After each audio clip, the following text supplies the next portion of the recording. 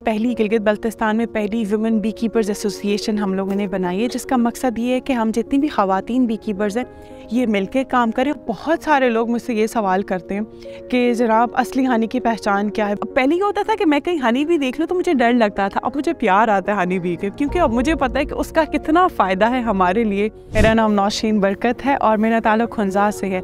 मैं फाउंडर और CEO हूँ अस्कुर की। अस्कुर जो है पाकिस्तान का पहला और वाहिद वुमेन लेड हनी ब्रांड है और ये एक मदर डॉटर डू है जिसमें और मेरी ममा जो है वो मिलके ये काम कर रहे हैं। मेरी वालदा को बहुत शौक़ था कि हम सब बच्चों को जो है वो प्योर शहद दिया जाए, तो हम सब बहन भाइयों को पसंद था हनी, इसलिए उन्होंने स्टार्ट किया एक सिंगल बॉक्स से।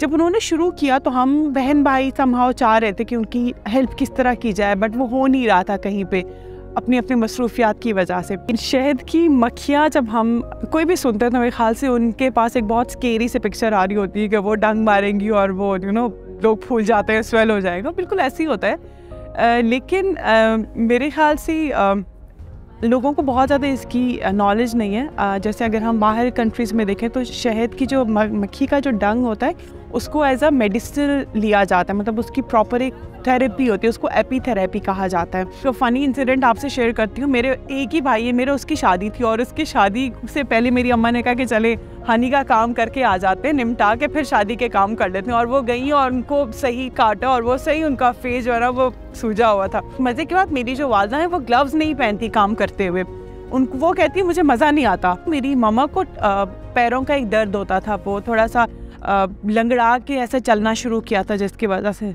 जब से उन्होंने हनी बीज के साथ काम शुरू किया उनको 2-3 बार काटा, बल 2-3 बार क्या बहुत दफ़ा उनको काटा, तो उसकी वजह से अब जो है वो बिल्कुल सीधा चलती है, वो पेन भी नहीं है और वो खुद ब खुद। तो ये ट्रीटमेंट, जैसे मैंने आपसे कहा था एपीथेरेपी एक ट्रीटमेंट है, तो वो हमारे प्रैक्टिकल एग्जाम्पल हमारे सामने है। लाइफ ने मेरी ज़िंदगी में कैसा टर्न लिया, कुछ कहते हैं ना कि अल्लाह ताला आपको कुछ ऐसी सिचुएशंस में डाल देता है जिनसे आप बहुत या तो मजबूत होकर निकलते हैं या बिल्कुल टूट जाते हैं। मेरे एक बेटे की डेथ हो गई थी, 6 दिन का मेरा बेटा, और उसके बाद मेरा अभी एक बेटा है, is a special born child.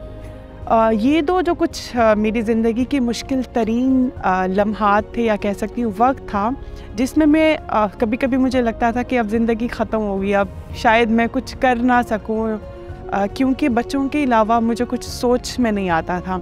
लेकिन अल्लाह ताला ने मेरे अंदर, मुझे नहीं पता कहाँ से इतनी ताकत डाल दी कि मैं उन चीज़ों का भी सामना कर सकूं, और इसके अलावा मुश्किल हालात से लड़ना और मुश्किल हालात को किस तरीके से आप पॉजिटिवली देखते हैं और किस तरीके से उनको अपने लिए एक अपॉर्चुनिटी में तब्दील करते हैं, तो वो मैंने किया।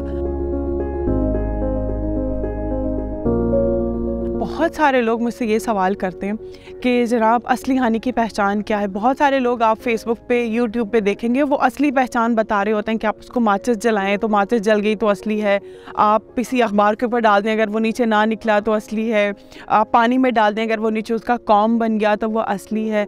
अच्छा, मैं प्लीज़ ये बताना चाहती हूँ कि ये ऐसा कोई टोटका नहीं है, ऐसा कोई भी तरीका नहीं है। आप सेम शहद ले लें और साथ में अगर आप चॉकलेट सिरप भी लेके उन्हीं के साथ भी ये टेस्ट करेंगे तो दोनों के एक जैसा ही रिजल्ट आएगा। तो इसलिए ऐसा कोई टेस्ट नहीं है मतलब करने वाला कि ये करेंगे तो पता लगेगा।